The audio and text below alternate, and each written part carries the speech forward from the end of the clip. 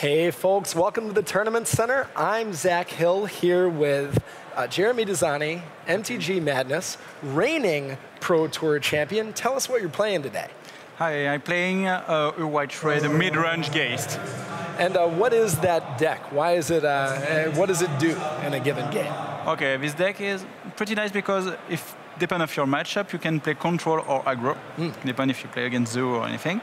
And yeah, the card of your deck have another role if you play with another matchup. So yeah, I like this deck. It's pretty cool. So sometimes you're aggressive, sometimes you're the control deck. Let's take a look at some of the cards that make that possible. Now, the namesake of this deck, of course, Geist of St. Traft. You have 4 copies of this card. Your other main threats, 2 Vendilion Clique, 2 Restoration Angel. Okay. Why is Geist so important? A lot of the blue-white-red control decks don't even play the card.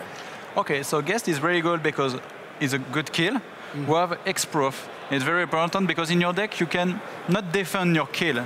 This is important. This is in the past in Magic, you have a kill like Teferi or as you want. You need to defend it.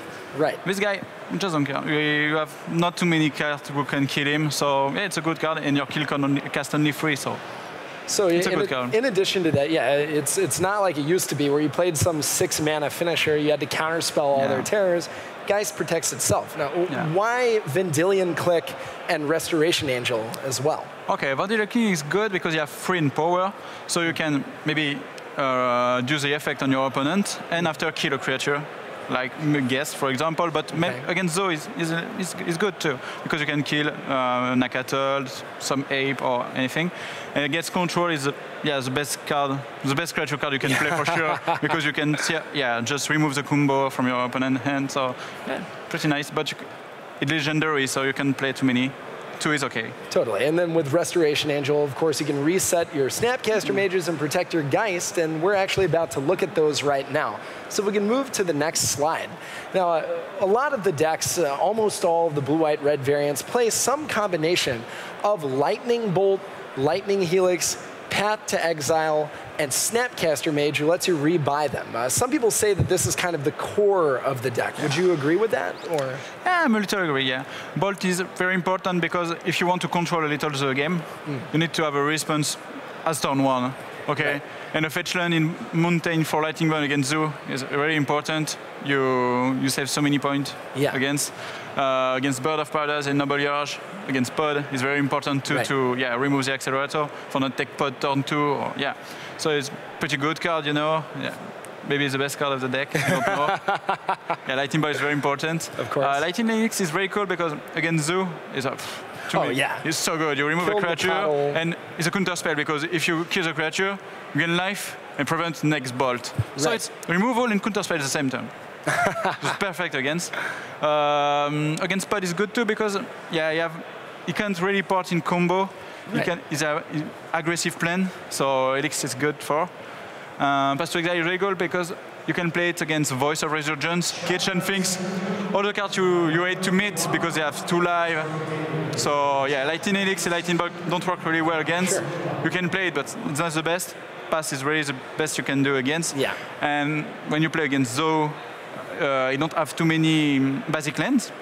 So it's really cool to play Pass against, and you don't have spell to ramp, maybe Rampager. But the Accelerant, they're not doing anything with that extra mana. So. You don't help him. And then finally, Snapcaster. Snapcaster is just good because your graveyard is your toolbox. And so it's pretty cool. And without Deathrite Shaman in the format, it's a lot harder to interfere with Snapcaster Mage. All right, so it wouldn't be a control deck if you didn't have a lot of counter spells. We see Spell Snare 3 copies, Mana Leak 3 copies, 1 Remand. Now, I want to talk to you about Cryptic Command. Because a lot of the aggressive versions of this deck sometimes don't even play that card at all. They'll play a lot of Electrolyze, something else. You chose to play 3 copies. Why is that? Because against combo, you need to have it. We have too many counterspell. And you need to have some value because this deck don't draw too many cards. So you need to have value at on one moment of the game. And when you remove in the free turn menace of your opponent, you need to take the advantage after. And counter and draw is very important. And Bounce is really good because if you miss something in play, you can later Just come back, bounce and draw. Take value, retard the enchant. Yeah, it's pretty cool. Totally. For sure, it's a good card. Only 3 because, as mana cost, not the color.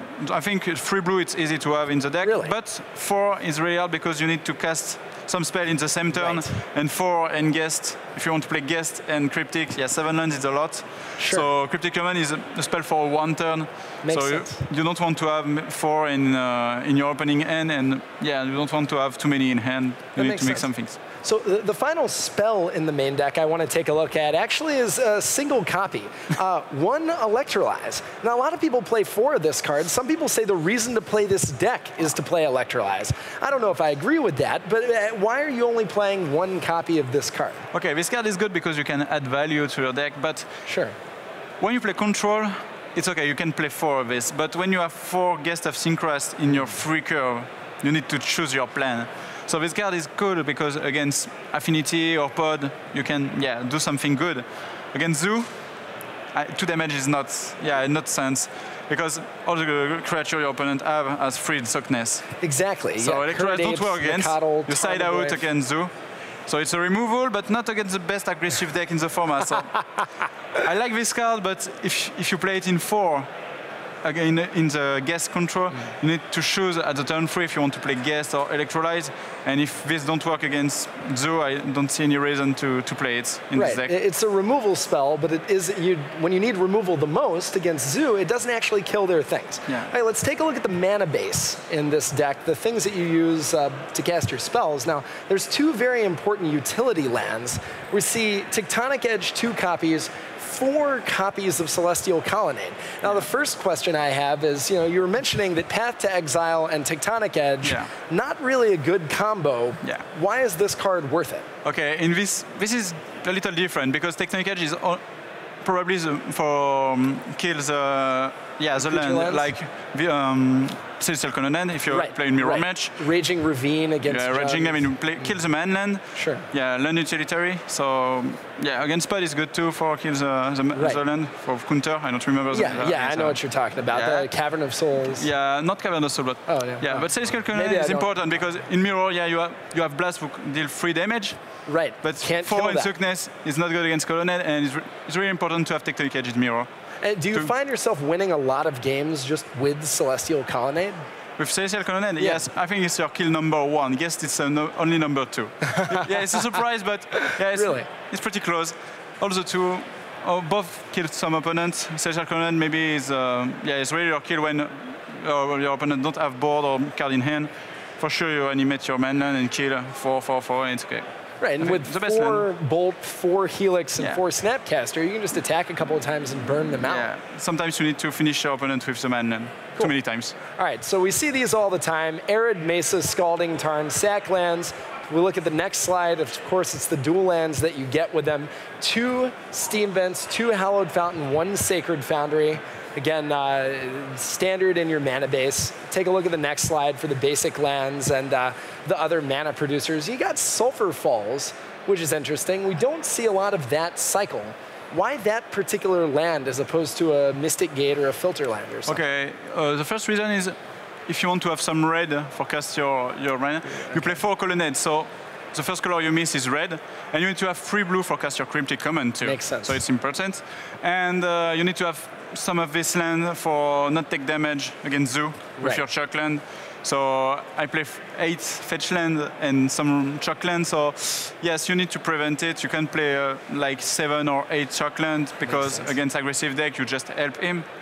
I just played last round against mono red blast. So imagine if I Chuck land every turn, I just give him some free blast. So it's important to have it.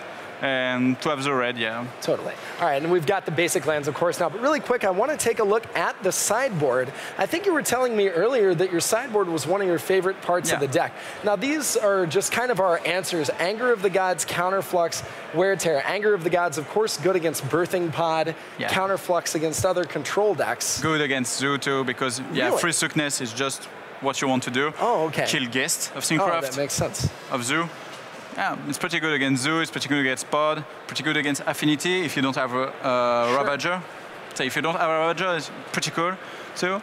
So yeah, I really like it. I think it's pretty nice against aggressive decks. So, and just remove Kitchen Things and Voice of Resurgence of Pod, the 2 cards you don't want to meet, so perfect. Seems pretty good, yeah. And then Counterflux to win Counter Wars, Wear Tear, pretty straightforward. Let's look at the next slide, though. I think we missed one of your slides, but real quick, tell us about Spellskite and Gideon Jura. Okay. Don't see a lot of Gideon in this format. Okay, so Gideon is pretty good against aggressive deck. I don't know if Batterskull is better, but Gideon is pretty cool against Affinity, because when you come back in the game, you can just not die on anything if you kill the equipment. It's pretty easy to never take an over damage with. Exactly. Against Zoo, it's the same. It's pretty hard to deal 8 damage to a Planeswalker. When you have too many removals in the game, it's pretty easy to defend him. Sure. So yeah, it's pretty cool. And against Splinter Twin is good too, you know. Oh yeah, absolutely. If you cast 1 card in sorcery against Splinter Twin combo, it's the best card, because you can just say, I can die. Perfect. You can attack with Spellskite, you can kill it. Yeah, it's easy. Totally. Yeah, exactly. They can't cast their Splinter Twin.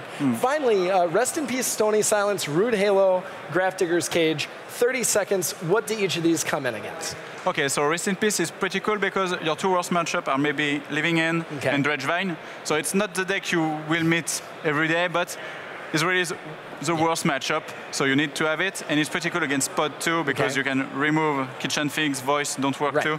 So you just need to side out your Snapcaster if you side in this. Yeah, of course. It's important. So Silence is just pretty good against Tron and Affinity, of course. Yeah. Runero is pretty cool because, if you play against Infect deck, you can just name the Infect card.